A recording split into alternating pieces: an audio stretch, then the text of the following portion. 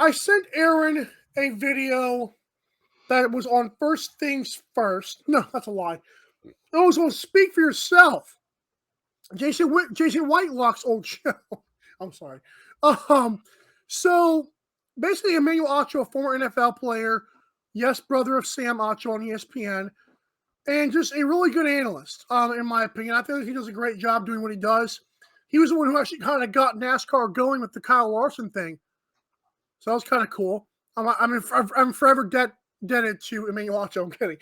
So he basically said Carson Wentz will finish his resurgence as a quarterback. He mentioned some very good points as to why. Number one, he has mentioned that I believe 4 years Carson Wentz has thrown under 10 interceptions. Pretty That's good, correct. right, Aaron? Very good. Number two, Carson Wentz, and I agree with 1,000% because this is the year that I actually got latched on to the Carson Wentz fandom. I've always said Dak was better, and I was crucified for that. But I've always said the year where he did not have a 500-yard receiver, and I think his leading receiver was like Greg Ward, the quarterback. Well, whatever you want to call Greg Ward at that point. The hybrid. Yeah, I understand. So I believe that was his best year because he dragged a bunch of misfits, all being in the NFC East, to the playoffs. Next year, it all came crashing down, and the offensive line got to him, and there was no lack of weapons, and whoever that Jalen Reagor was trash.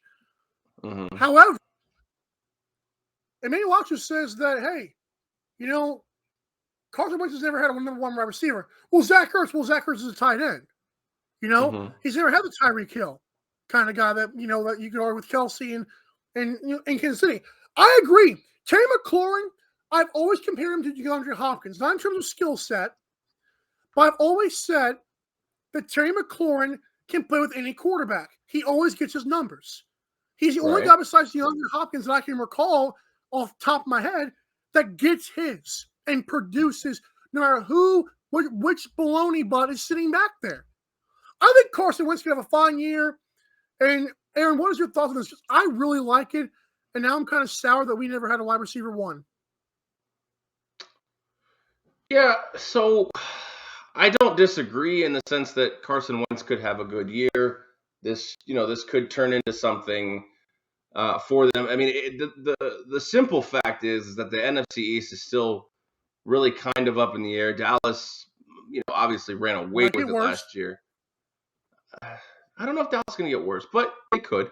I mean, injuries, you can never predict injuries, but this is, to me, it's put up shut up time for Carson Wentz, and I don't doubt that Carson Wentz can be good. I just haven't seen it, and it really isn't the statistics. And let's take the guy that you're talking about.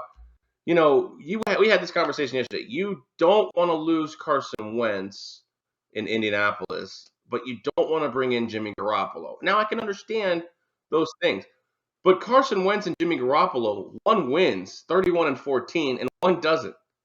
It's just one of those mindset things. Like, you go into these games with Carson Wentz and you think, oh God, can we win? Or what's going to happen? How is this going to get messed up? Whether that's Carson Wentz's fault or not. It is his fault, because there are times where I believe a quarterback is not at fault, but what he does sometimes is when he throws it with his left hand to the opposite side of the field, like, what are you doing, pal? Yeah, the Rams game, there was a couple of mistakes here and there where they get a win and they're in the playoffs, and obviously, we know we've beat the Jacksonville game to death. I understand that. So there's a shot here where I can understand a spot where what Emmanuel Acho's thinking. Now, if that defense can't return to the form of 2 years ago, this team's in a world of trouble. And I know that doesn't really have anything to do with Carson Wentz, but Antonio Gibson will be fine. Terry McLaurin will be fine. He doesn't have the tight end like Zach Ertz unless they decide to try to bring in Zach Ertz. Logan Thomas can't stay healthy.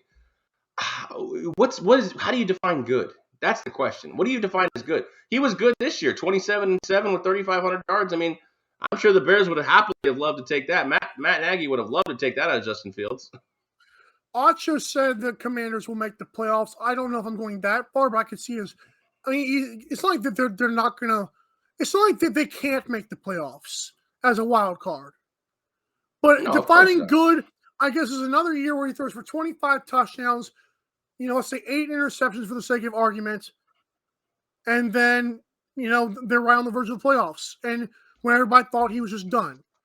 Now, maybe playoffs would shut up a lot of people, but they're fighting for the playoffs. I think that's a good year, considering what the criticism he's received.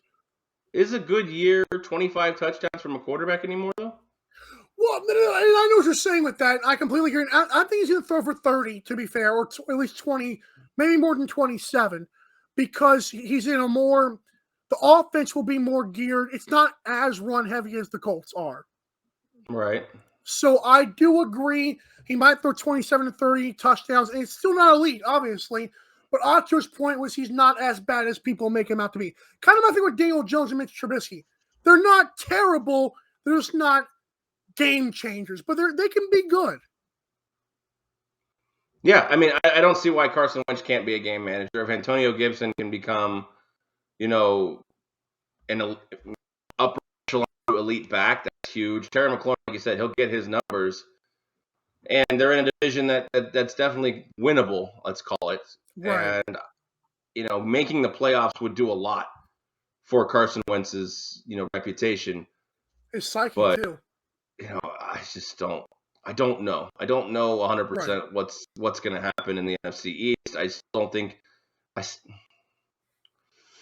mean, they're maybe the second best team, but I still think even with no wide receivers opposite Devontae Smith, I still think Philly's the second best team. So I don't know. We'll see. I mean, Vegas doesn't think so. Their odds got longer. I don't know if I told you this. Their odds got longer when Carson Wentz was acquired. Shout out Heineken.